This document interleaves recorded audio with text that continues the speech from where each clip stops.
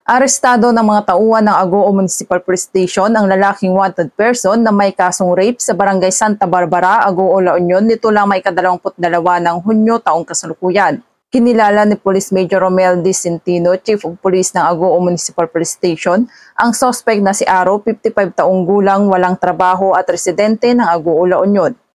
Batay sa investigasyon ng pulisya, ay ginahasa nito ang pamangkin ng kanyang asawa na minor de edad noong mga buwan ng Disyembre taong 2013 hanggang Agosto 2015.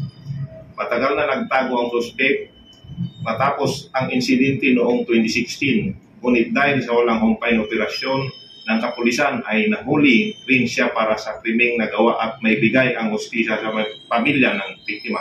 Ang ating kapulisan ay patuloy sa paglulunsad ng mga operasyon upang mahuli ang mga taong may pananagutan sa batas at upang maihatid ang hustisya sa kanilang mga naging biktima at mapanatili ang kaayusan at kaligtasan ng ating komunidad tungo sa bagong Pilipinas. Mula dito sa Ilocos Region, ako ang inyong Police News Network Correspondent, Patrolwoman Consul. Alagad ng batas, taga-taguyod ng Balitang Pulis.